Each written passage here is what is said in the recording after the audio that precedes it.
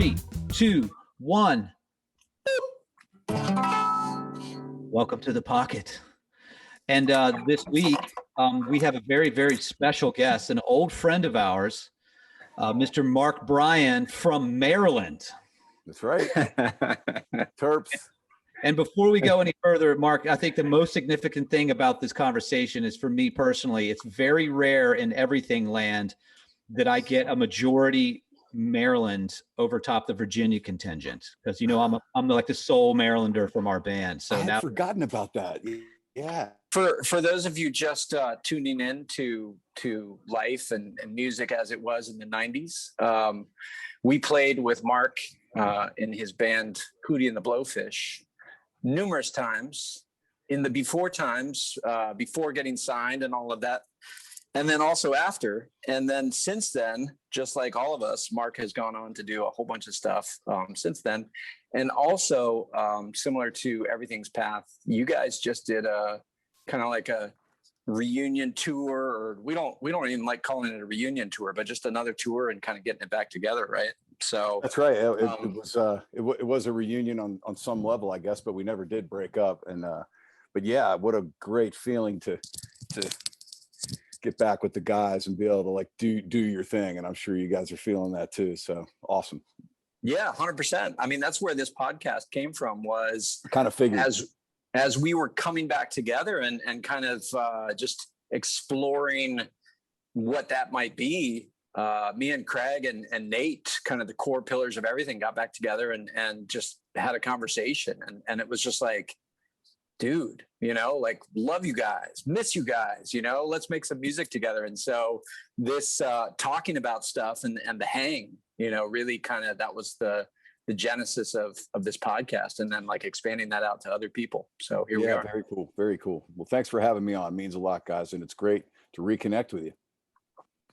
Word. So where are you at right now? I am in Linville, North Carolina, up in the mountains at my friend Shep Rose's house. His family's home, and we came up here just to vacation for the weekend. We're going to play some golf and just kind of getting out of Charleston while it's in its this is the worst phase of Charleston right now. It's like that. It's like muggy and buggy. Muggy and buggy. Haha, that's funny, man. And Shep, the TV star Shep, right? Shep, yes, from Southern Charm on Bravo. Yeah. So awesome. I never watched the show, but I hang out with him all the time. He's a good dude. That's the way to do it, just keep it separated. That's right. I'm also in the mountains. I'm in the Shenandoah Mountains, just further up the Blue Ridge, near Stanton. Sure enough. And same thinking, getting out of Richmond and getting out to where the air's a little bit clearer and cooler, and also playing some golf here in a bit. So good. Yeah, feeling you. Yeah, all right. Stevie D. What? All right, so you guys are from Maryland, which is I'm not going to hold that against you, coming from Northern Virginia, but but the scene, the DMV was definitely a scene. So like, what was your experience coming up? Discovering music, all of that, and how do you think that that area of the country affected you? When I look back on this, and I even realized it then when I was going through it, I feel so fortunate that I was in the Maryland, DC area when we were able to get grandfathered in on the 18 drinking age. And it wasn't so much for the drinking, which I did start drinking around that time, but it was the ability to go to shows and to get into the clubs. And so from 18 on, from my senior year in high school all the way through college, I went to see all my favorite bands at either 930 or Bayou. And I also got turned on to a lot of great bands at those clubs, just from my friends taking me or whatever it might be, or like finding out about bands when I was DJing on college radio at South Carolina. Then I'd come home for the summer and those bands would be playing at 930 or whatever. So it was such a blessing to be able to go to those shows from ages 18 to 21. If I hadn't made that grandfather clause, I'd be a different person, without a doubt. So it meant a lot to me. And I mentioned those two venues in particular, just because I saw so many pivotal shows at those venues. And like I saw Tommy Keene at the original 930. I saw the Meatmen at the original 930. I saw Bad Brains, a lot of sort of local acts that were national acts. And I got to see them on their way up in the local club. And you know, you can't replace that. And I got to see the Ramones at the Bayou. And, you know, and then eventually we start playing the Bayou with you guys, you know, so there was a big full circle thing happening during those 10 years of my life, from like senior year of high school until we were all signing record deals, and DCMV was a big part of it. You know, Totally. and that's the old 930 club, right? The one that had the Correct. in the corner with the pillar right in the middle of it. There was a pillar on stage. That's right. Yeah. Like 150 people in the main room, and other 40 in the back room. Yeah, dude. I mean, and I got to tell you, Mark, I did not make the grandfather clause for drinking in Maryland, but I can assure you that if we drove into DC, you could roll into a number of like Greyhound liquors or whatever. And that's it. Yeah. And I guess I said Maryland, I meant to say DC because I didn't make it in Maryland. You're right. Like Maryland turned 21 quick. DC remained 18. That was my point. And so sorry for the semantics there, but yeah, I mean, that was the key, right? I mean, I like that you mentioned the beer stores, because we did the same thing. We had Rex's Liquor on Wisconsin Avenue, and it was right over the line, and you could get a case of Milwaukee's Best for $4 and then drive back out to Montgomery County. That was kind of cool. Did not ask exactly. And you drink, you know, you get your cheap beer on, and then roll into the show at the 930 Club, man. I mean, how many teenagers of that era had that experience? And like, I mean, dude, like when New Order would come through, like the Sugar Cubes, like, dude, like just, you know, it's amazing the scene that we got to experience at such a young, you know, impressionable age. And I know that, you know, you hear Dave Grohl talk about the same thing, and he was seeing, you know, a big part of his influence was seeing all the hardcore stuff that was coming out of that area and coming through that area. And I guess he was even part of it for a while with Scream, you know, and that kind of thing. So it was a very vibrant, valid scene. And even if I wasn't seeing shows, like going to Cagney's on DuPont Circle, and they would play the greatest music, and I'd get I was getting turned on to music at the clubs, and it was such a vibrant time there. And it is part of the musician I became, for sure. And so you started playing music pretty early on too, right? When did you pick up the guitar, and were you in a high school band, that kind of thing? Like, junior high, middle school, I picked it up. I learned how to do fifths, you know, just the 2-finger fifth chord. And I learned how to play all the AC/DC songs that I loved. And that was it, man. I'd never turned back. And Steve Lipton, who you guys went to James Madison with, and I started writing songs together when we were about 16. He's a really creative guy, and so am I. And we just started like knocking out songs. There was one night where I was grounded, and he came over, and I wasn't allowed to go out, but I was allowed to stay home with Steve, and we spent 2 or 3 hours with a little tape deck, and we wrote like 8 songs, and we both were like, God, this is what we want to do, you know. And I kind of just kept doing it. I just kept doing it. And I was in a high school cover band with Dean, also from Hootie and the Blowfish, at Seneca Valley High School in Maryland. And Lip played keyboards in that band for a while. He went to Gaithersburg High School, and we kind of came together, and Lip kind of put that band together with a couple of Gaithersburg guys and me and Dean. And we did that all through high school. And then when I went down to college at South Carolina, Dean had coincidentally gone there as well, and lived on the floor above me, and Darius lived down the hall from me. So freshman year, you know, Hootie was already underway at South Carolina.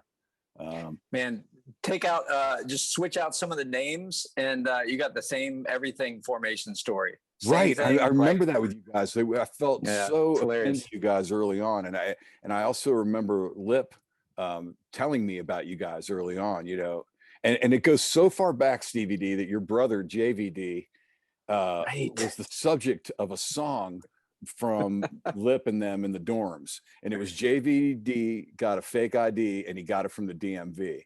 And I took that premise and wrote this song about a teacher I had named JCP, John C. Purvis, and I made it JCP needs a fake ID, and we can get him one from the DMV. So I kind of borrowed that thing from your brother, the song about your brother.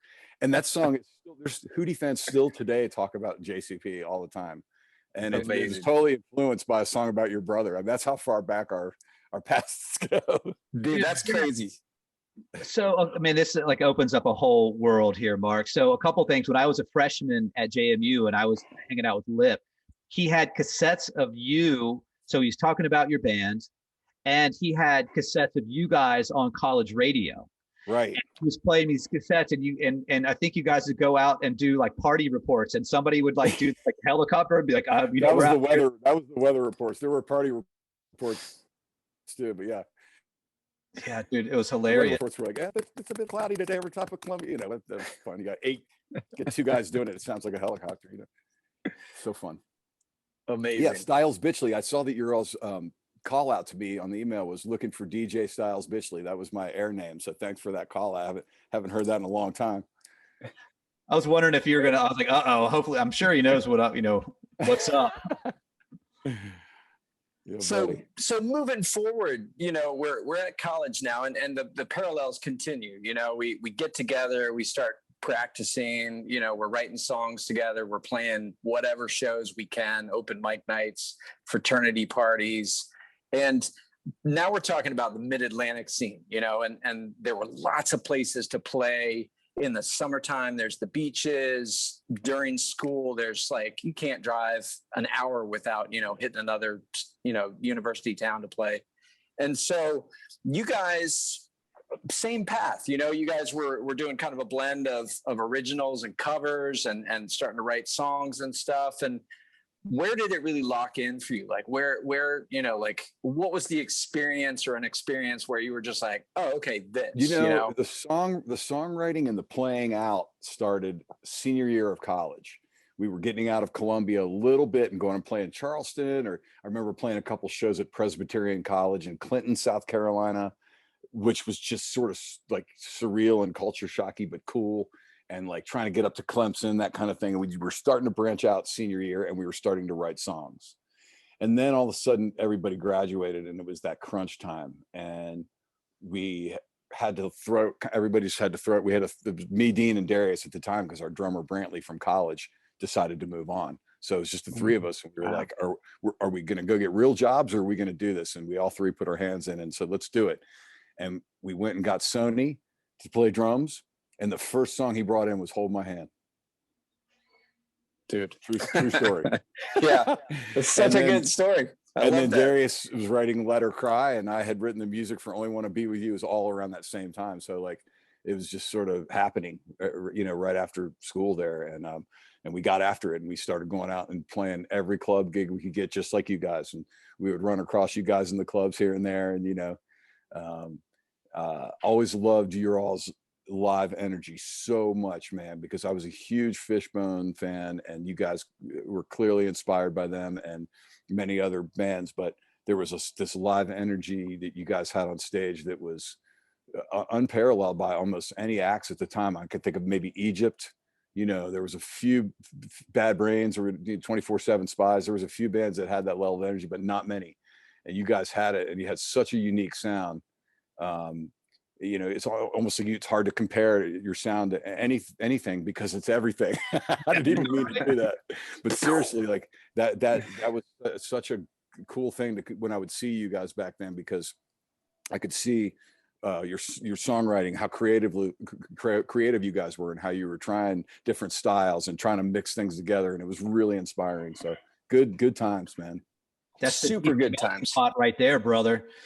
That's like just like listening, you know, it's like DC, right? So it's the world, and you're getting exposed, and it's like we're just here. Like for me, it was like Fishbone. Like I went to JMU as a high school student, and I saw Randy Reed, our manager, his band Tweed Sneakers, playing in front of the dining hall, and they were playing a Fishbone song.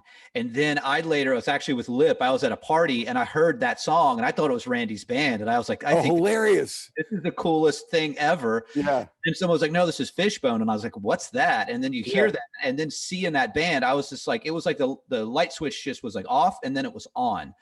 And I think we were just like, yeah, we just got to like, let's go nuts. Let's just put it all in one big pot and like try to like boil it not slowly, right? Like put all the ingredients in, like a low country boil, but like time, right? It's just I love it. like, Well, let's take a while to boil this. I was also fortunate to see Tweed Sneakers at JMU with Lip. And I think I probably met you then, at one of those crazy parties. So that was something I got to see early on. And you're right, they had a great energy too. And Randy's a hell of a guitar player. And then I remember the lead singer had a banging voice, man. He could crank. Yeah, he went on to go to Nashville and do a country singer-songwriter thing. Cool. Rob Tweed, nice. Yeah, and like you said, I think we really went for it aesthetically, just like to throw all the darts at all of the places on the dartboard, And I think it took us a little longer to kind of like get that into what you had to do in order to get through the next hoops, to get signed, to get on the radio, to get, all that stuff. And like you said, you guys kind of came out of the gate. Like the first songs that you were writing as a band together became like these enormous songs, and we could feel it when we were even in those early shows. We could feel, wow, people are really connecting to these songs. And that sort of became the premise, was like, hey, great songs at all costs, and I learned that at I guess kind of an early age. Like, you so want to just rock when you're young, and it's all about the energy. But I started what we were listening to in the van and stuff too. We were like hearing John Hyatt and Lyle Lovett, and I started thinking more like a songwriter, and it fit right in with the Springsteen influence that I already had. And, so somewhere in my mid-20s, I shifted from wanting to be Eddie Van Halen to wanting to be Bruce Springsteen, or whatever, Pete Townsend, let's call it, where you can still bang the shit out of your guitar, but you're going to leave with a song that is epic, hopefully, that kind of thing. And that shift happened somewhere right after college, when we got out there and started doing it. And it became all about what are the best songs, and so we would all challenge each other to that level of like, since we're all writers, keep bringing them in, and the best stuff just rises to the top. And that started pretty early on with us, which was cool.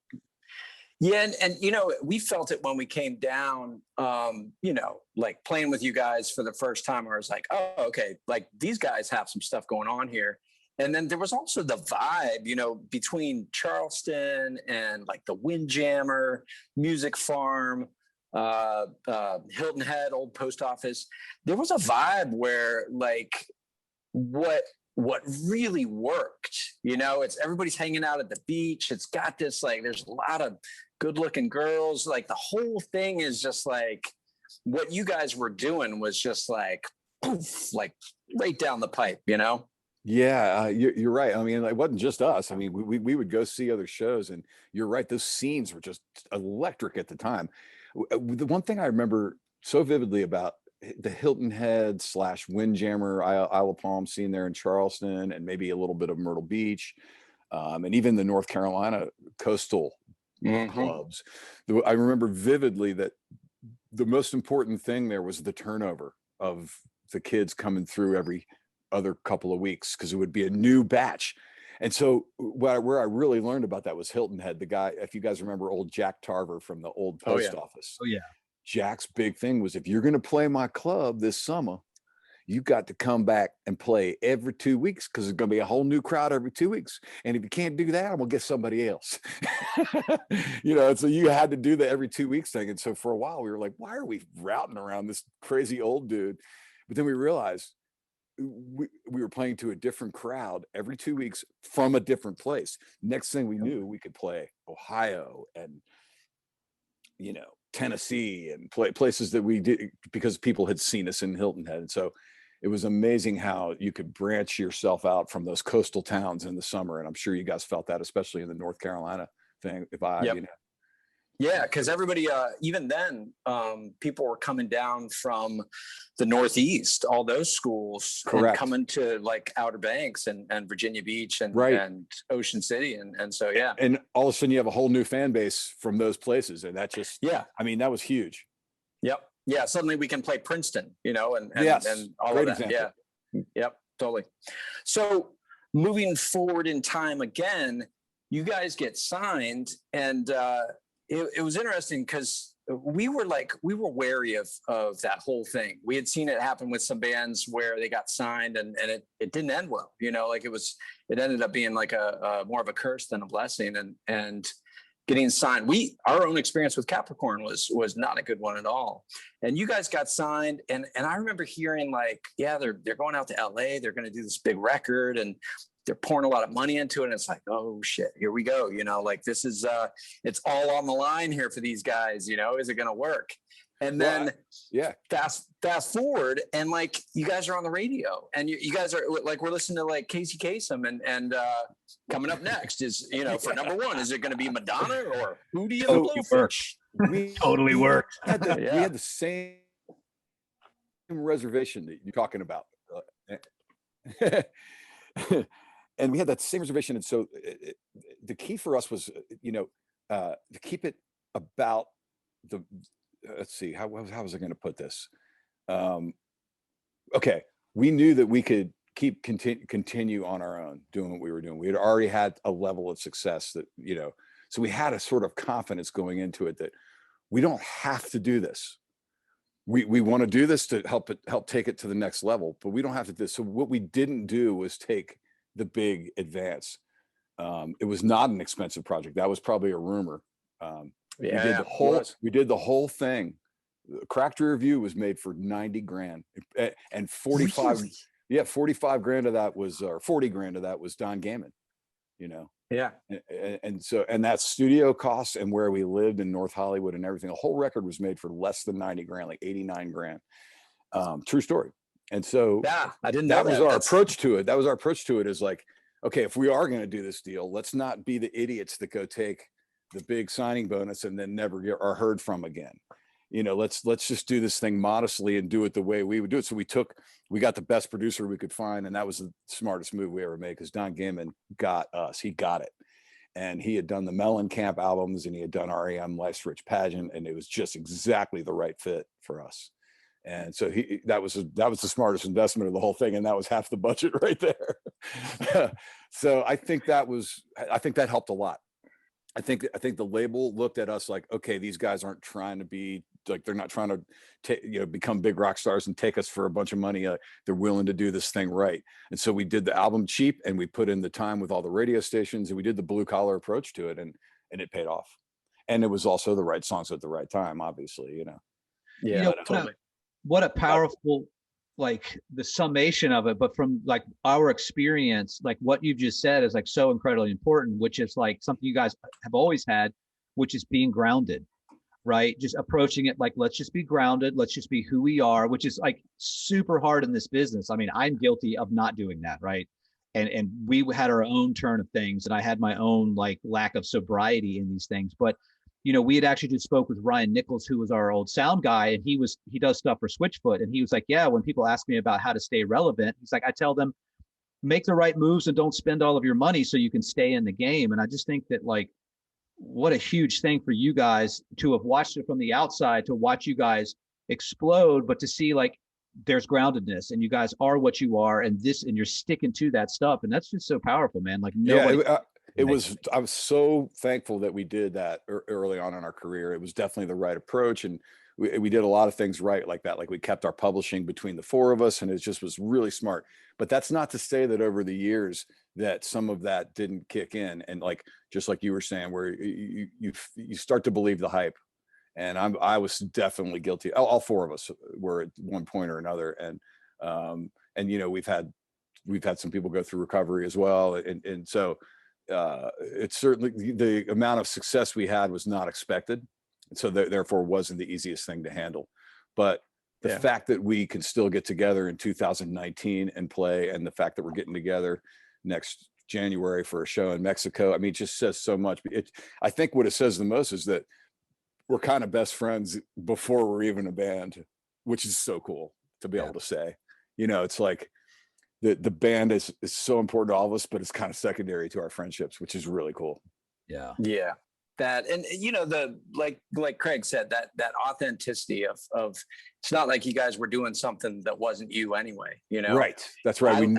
I'm so glad you said that, Stevie D. That was one of the things I was so thankful for when we hit it big, because we hit it being exactly who we were. We didn't have to put on any makeup or do anything different or move to LA. Like I think people liked us for what we were, which was just simple and straight ahead or whatever. And that ended up being the easiest thing to make fun of once the backlash hit, but I'll take it, man, whatever.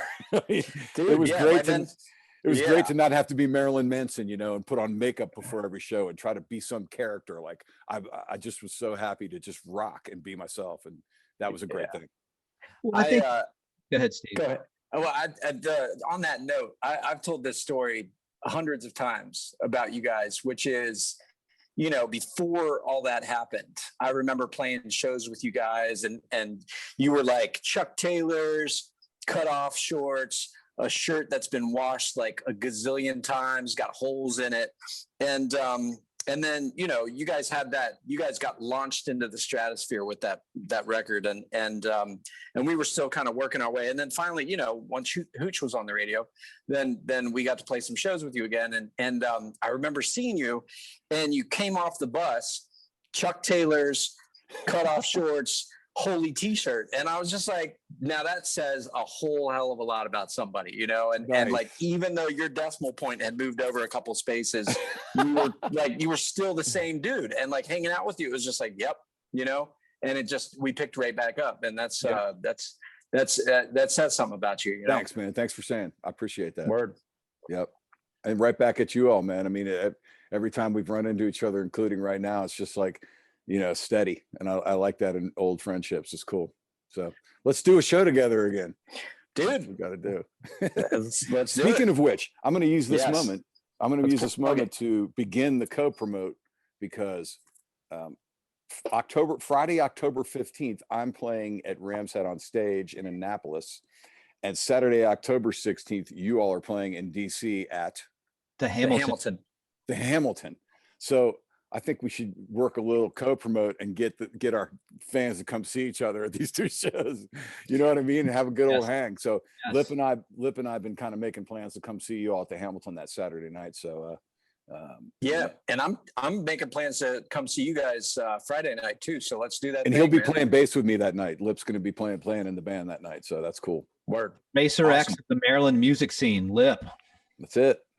And as always, dude, you're invited. If you're at the show, you're invited to come up and grab my guitar and do that thing you do. So sir. I have a picture of me on stage with you guys somewhere in the 90s. It's at the 930 Club in the 90s, maybe late 90s or early 2000s. And I jumped up with you guys. I came to a show with Lip, and you guys saw us, and you were like, come up and do. I can't remember what it was right now. I'll remember in a minute. Was it Soulfish? It was Soulfish. Soulfish. It was Soulfish. Yeah. And yes, sir. And there's a picture of me like 3 feet off the ground, just full jumping mode with you guys, and I'm like a full smile on my face. It's just, you guys. That's it. A lot of fun. Still, a lot of fun. That's it. Yeah. Steve, there's all kinds of segues I could get into here, but do you have a map? Are we still on? Nah, segue away, man. We're good. So, Mark, I lived out in LA for a while. So after the band, I spent some time in New York and Los Angeles, and I came back east, and I live on the Outer Banks right now. And as I've sort of, made North Carolina my home, it has reacquainted me with the Southeast. And as I've been talking with you, and, the fact that we share a Maryland suburban experience, like I remembered all the bands we grew up with. And one of the big ones is REM, that just like was a game changer, and I think about like your guitar style and the way you guys were writing. And I just think that it was also, lost on a lot of people, like how many innovations were actually infused into what you guys actually were doing. What, the people could go, oh, that's a rock band that does pop songs, but it's like, there's all this stuff going on in there. And it, being back in the Southeast reminded me of like how deep the Southeast tradition of music really, really is. And I'd love to hear your thoughts on that, about how that like influenced you, like coming up through that scene and what it did in terms of the richness of what you guys are doing and what you're actually continuing to do. Yeah. So I came up in the DC era where it was classic rock, whereas DC 101 and WAVA FM 105 rocks the nation, and surf and all that kind of stuff. And I was so classic rock until I got to college, and then the REM wave kicked in, and that sort of alternative progressive Southern rock that was happening throughout the Southeast became part of me, and I became part of it just naturally through college and through all of that. And there's a little bit of that sort of old classic rock, Southern rock, Allman Brothers kind of vibe that leaked in there as well over the years. And then mandolin became very important to me because everybody in my band could play a guitar as well. So when we would sit down to do songwrite sessions and like rehearsals, all four of us playing acoustic guitar. I'm like, all you guys are playing my instrument. Like, so I have to figure something else out. So I started playing a lot of mandolin to complement the acoustic guitar. And that was something I think that came out of like the comfort of knowing that Peter Buck could do it with REM, so it could work in a rock song. And that gave me the confidence to try to complement what we were doing. And then listening to a bunch of bluegrass, Doc Watson and Sam Bush and stuff like this, that sort of where like, oh, the mandolin's actually a beautiful instrument. And sort of understanding the acoustic side of things more. And I think that was a big part of the Southern influence, and I could probably go on deeper, but I mean, that's the gist of it, Yeah.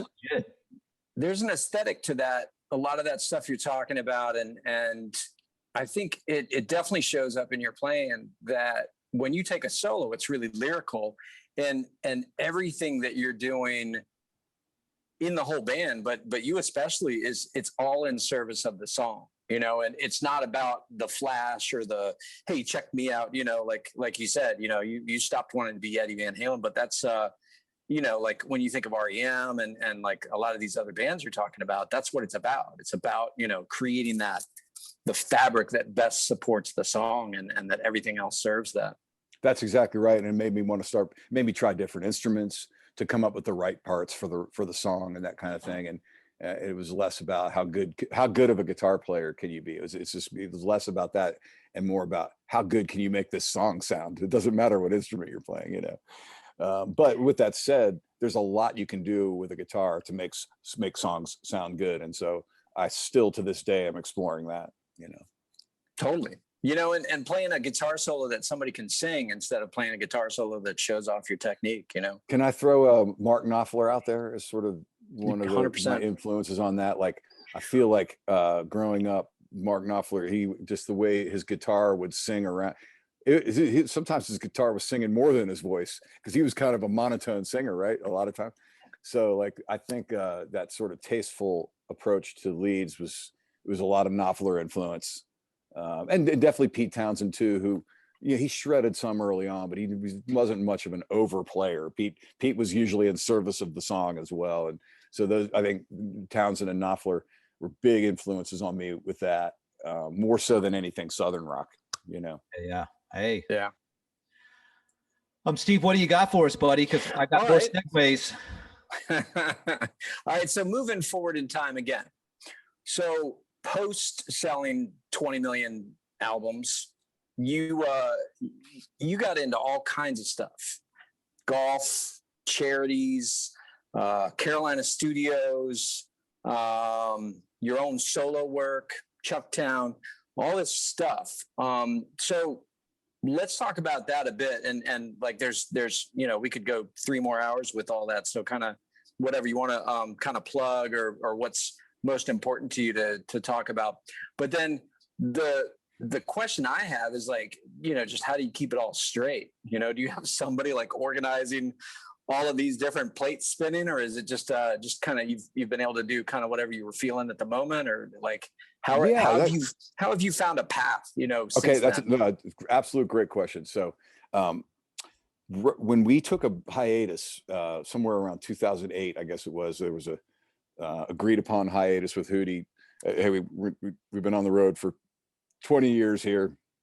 Let's let's put this thing on hold for a little while. Let's not make a new album for the first time. Let's not go back on some tour, and all that. So, and right at that time is when I just suddenly divorced as well, just coincidentally or not, I don't know. But all of a sudden, I was not a husband anymore, and I was not the guitar player for Hootie and the Blowfish. I mean, actively, I was not.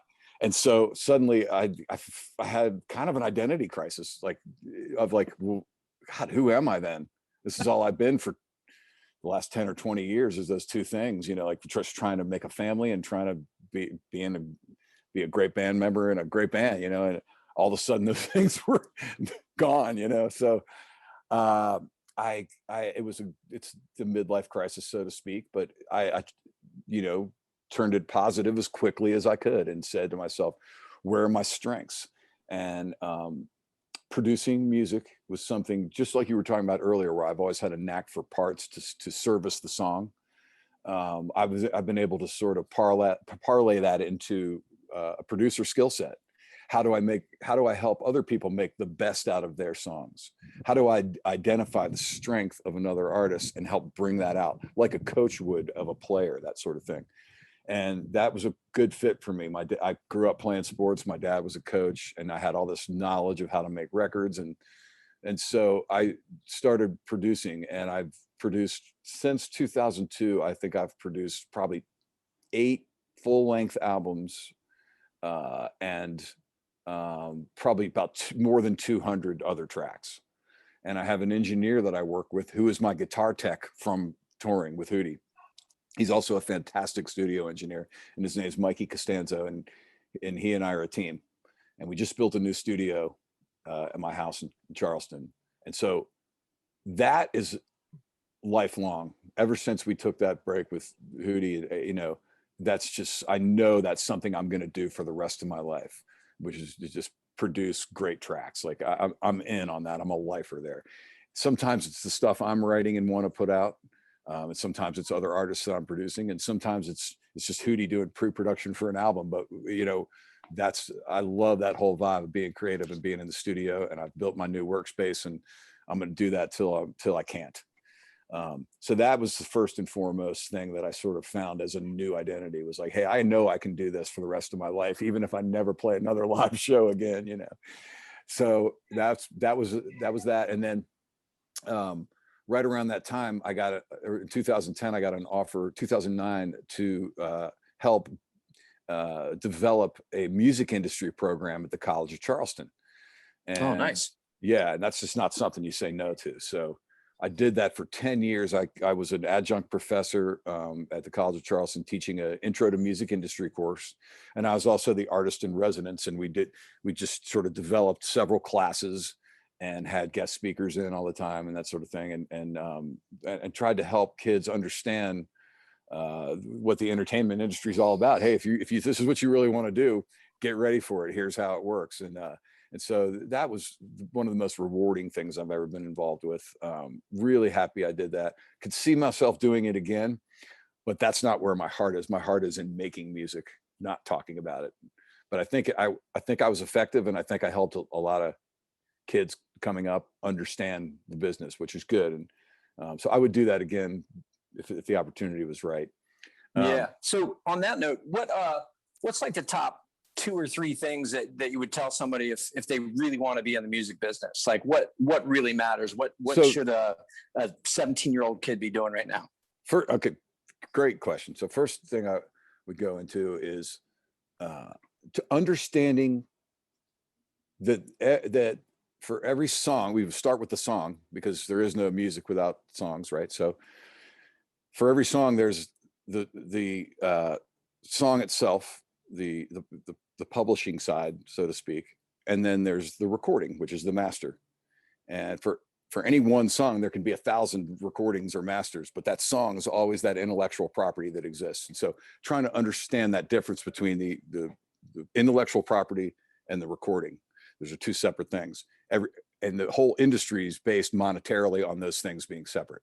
So that's where we would start. And I think it's a huge thing for anybody to understand that wants to get into the music industry. So, and then another thing that I would reiterate throughout the semester would be, no matter what we were talking about at the time, I would sort of reiterate, figure out what you're passionate about with all these things. We're going to cover 1,000 things this semester. What's the one that makes you go, oh shit, yeah, in your heart? Like, what makes your heart tick real quick? Like, what do you get fired up about as we're talking about it? That's your thing. And it might be 3 to 5 things. And the things where you go, stay away from that. It's like, know yourself and know who you are and know where you might fit in this crazy industry that has 1,000 different jobs. And so that would be something I would just constantly reiterate to people. And I would say that in any profession, not just the music industry. And then a third thing, I don't know. I mean, let's see. I thought it was important to cover like do a broad stroke. So I tried to cover everything that you could understand about if you wanted to approach the industry to get a job, but at the same time have it all be connected. So we would start with that whole thing with like the separation between the publishing and the master, and then that thread would come back up in every other thing we would talk about too. So once you get to licensing, obviously we go right back to day one. Remember when I said blah blah blah? So there was that sort of thing of like, let's cover everything, but keep it all connected. Yeah, amen. And the thing, back to that point number 2 about like kind of finding where your heart is, finding where your skill set and your passion kind of intersect, is like I'm always telling these kids, like, what have you done in that? Like, are you doing something in that? So if you love writing songs, then like, show me some songs you've written. If you love production, then show me some stuff you're making. Like, let me hear how good it sounds. You know, if you love managing artists, then tell me the bands that you're working with and the opportunities that you're finding for them. So it's like, you can get out there and do it, you know, and get after it. And that's where so much learning happens. I should have made that my third point, Steve, because that was probably one of the most important things that I was able to do with that job, was connect the kids to internships and sometimes even jobs within the field that they were passionate about. And that I should have named that as number 3, because that I mean, that's just some of the most important work I've ever done in my life, actually. Yeah, and just it's my soapbox with Light the Music, the company that Craig and I co-founded 10 years ago now. But that's the thing about that is just, especially now as the the Facebooks and the Googles and the YouTubes all start competing for better content, that it becomes more and more of a career path for these kids. That it's like, hey, if you're passionate about that, if you really like making beats or making a podcast sound good or any of those things, like if you get good at that, there are real career paths right there. And I think that's a little different than when we were coming up, where being a musician was kind of like, okay, good luck. It's kind of a moonshot, but Well, I mean, think about it. When we were coming up, nobody was teaching that. Nobody had music industry curriculums of any kind. So, I mean, that's been a newer thing. And that's the reason I didn't say no. I mean, I knew I could help College of Charleston develop theirs, but Georgia has one, and Belmont, and a select few have them now, but not everybody. It's still a growing thing. So it's cool. Yeah, and we're trying to push that into, junior high school and high school too, because again, all the stuff that we did coming up, that we learned how to be in a band and how to do all that stuff, that was all outside of the music education. So yeah, it was like learn it on your own, go figure it out, for sure. Yeah, and you just love it so much that you're like, all right, I'll figure something out. Yep. Professor Bryan. Adjunct Professor Bryan. Adj Prof. Dude, are you still teaching? Are you still doing that? No, I stopped doing that at the end of 2018, before we went back and did the Hootie project in 2019. And then we went and made a new album and a tour. So I couldn't have done both. There's no way. So, and that was right at 10 years that I had been doing it, which was perfect. And to finish answering your question from before, the charitable aspect too. So there was a brilliant idea from a friend of mine that came up with, it was students who were not performing in school, didn't want to be there, having behavioral problems. He connected with them through music more than anything else. And so he said, why don't we have an after school program that is music based, so that these kids who don't want to be in school have an incentive to be there. And it was just a brilliant idea. And so I helped fund it initially, and then I ended up running it, and I'm now the CEO of it for the last, I don't know, 15 years or whatever. But Carolina Studios, and it's a nonprofit after school program based around giving kids a safe space to make and create music. And whether you're an artist or an engineer or a beat maker, whatever you want to call yourself, it's a safe creative space to figure out how to do that. And we pay instructors to be there to teach the kids how to use Logic software is what we use on Macs. And we have a mobile studio that is a school bus that was donated and converted into a recording space with a booth in the back with a microphone and 6 workstations. It's incredible. And it goes and pulls up in front of the schools, and the kids go out and put headphones on and make beats. And then when they're ready to rap, they go into the booth. It's just incredible. It's or sing or whatever they're doing. It's such a cool thing to be a part of. It's hard to keep it rolling, but we have an annual event called Pro-Am Jam that helps fund it. And Denny Hamlin and I from NASCAR are partners on this event. And so we fund my charity and his charity, Cystic Fibrosis, for MUSC. And it's just been a blast to do the event and then be able to sustain this charity. So it's something I'm really proud to be a part of. And I can't believe we still have it rolling after all this time. But the main reason to do it is because kids like to do it. There's a demand for it. So we're just meeting the demand, And it makes a difference. Sorry to cut you off, Craig. That's in Charlottesville. That's Dave Matthews' organization did basically the same thing. Oh, converted an old church into. I'm blanking on the name. What's the name of it, Craig? Crapola. What is it? Yeah, it's not Crapola, but it's a space where kids can record. It's the exact same thing, and they learn production skills. They can they've got like rehearsal spaces. They've got just this whole thing, and like for those kids, I don't like the designation at risk, but for kids that are kind of on the edge of not doing well or like getting into some stuff, like it's made just a huge difference and like this impact on kids' lives where like you give them this thing that they can dig into, that they can engage with. And that's exactly right. Huge, man. Not every kid can go out for sports after school, And so if you're not involved with some other extracurricular activity, you kind of can feel lost. And so this is just a whole new window for those kids. And I'm just really happy to have been part of it so far, and we're trying to expand it as we go. Music resource. Nice.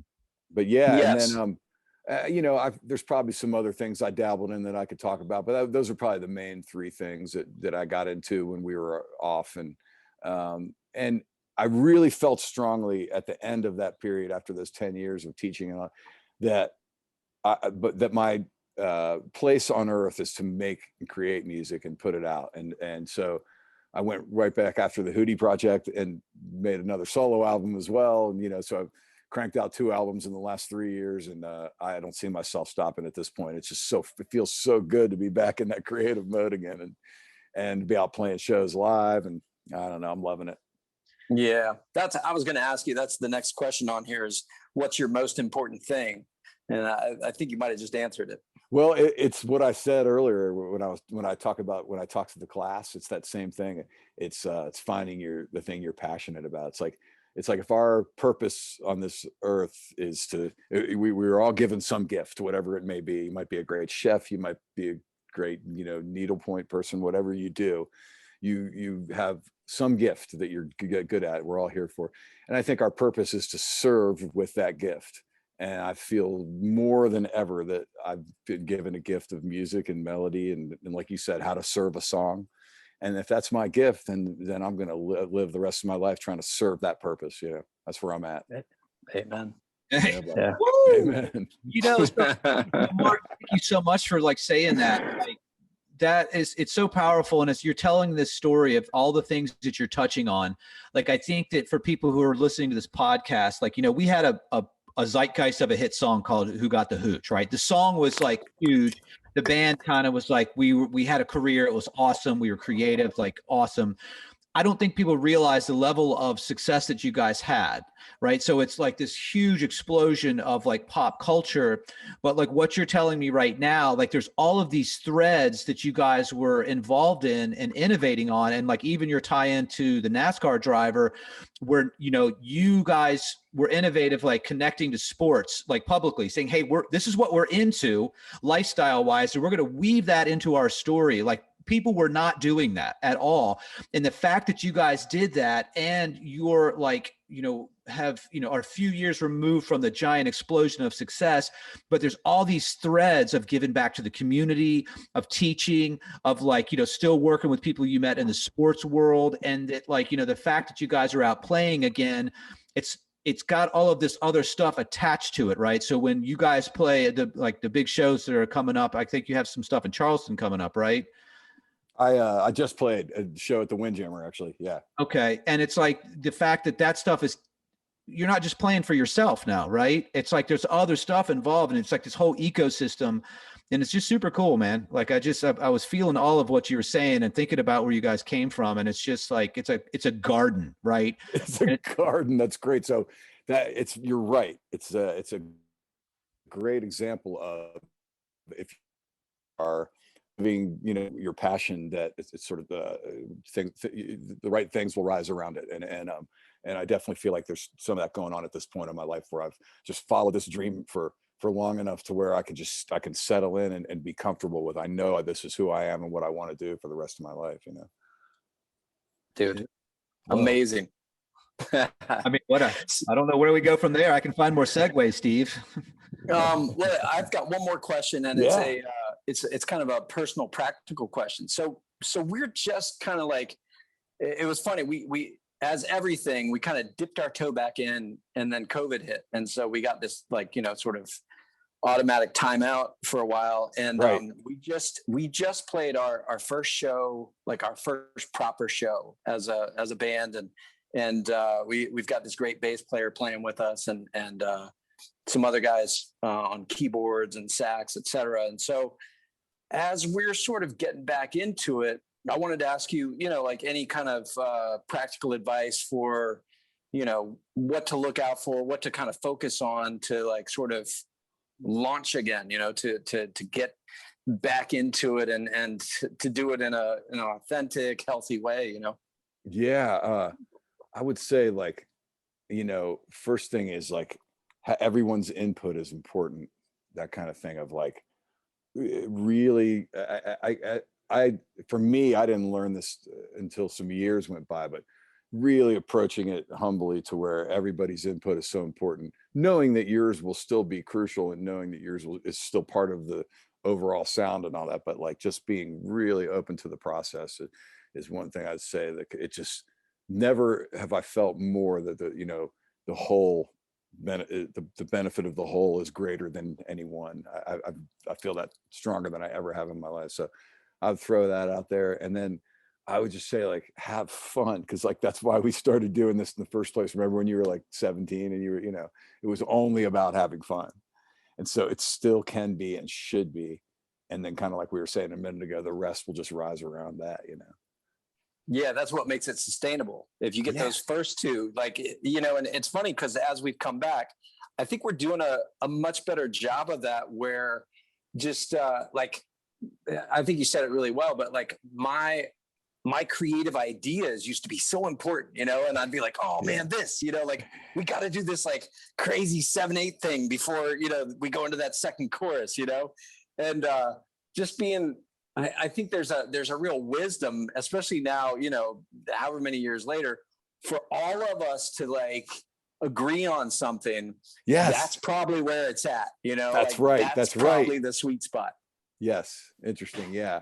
And you have to kind of go through it to get there, and it can be awkward at times. It can make you feel uncomfortable, but isn't that how life goes, right? We're never supposed to be like comfortable all the time. You're supposed to be challenged a little bit. And I don't know. There's really something to that, 100%. That's how we grow, Yeah, totally. And to keep doing that, to keep on that path of like, as a band, which is a really interesting sort of thing, but as this group of dudes to like, kind of like figure that stuff out and kind of explore into those uncomfortable places. But like, hey, if we all feel good about this and we're going to do it, then let's do it, you know? Yep. So yeah, totally. Dude. Yeah, cool, man. Well, I'm really glad to hear you guys are getting back into it like that. And I can't wait to see you. I'll try to come see you there at the Hamilton. I can't wait. We'll see you in Annapolis, October 15th. What's the project called on October 15th? This is Mark Bryan and the Screaming Trojans. Our high school mascots were Seneca Valley Screaming Eagles, and then Lip, and then went to Gaithersburg. They were the Gaithersburg Trojans.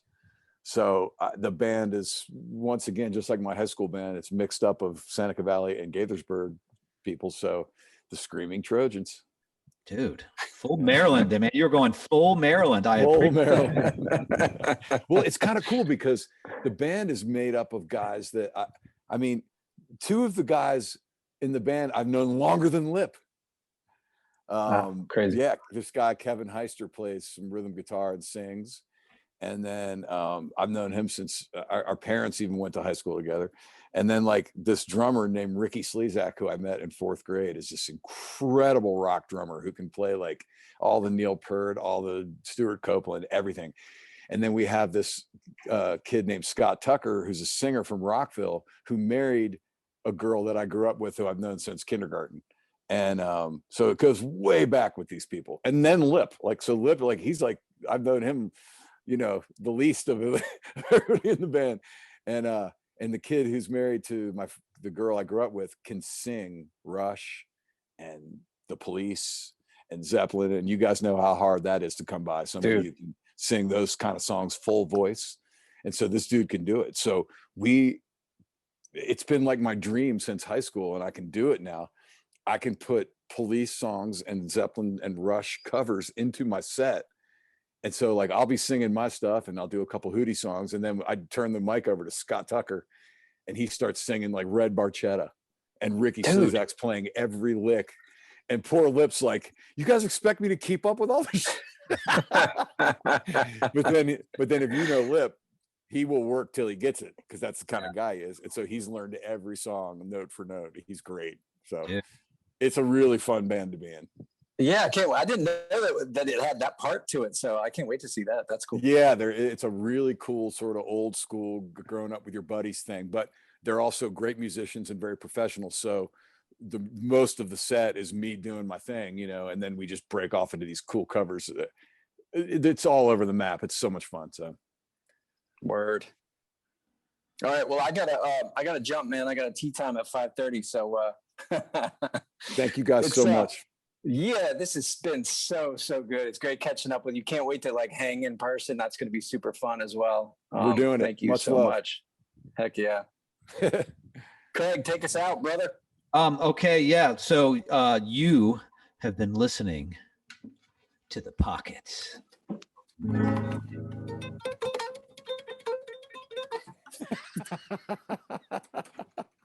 Mark, be good to yourself, buddy. We will see you soon, brother. Okay, thanks, guys.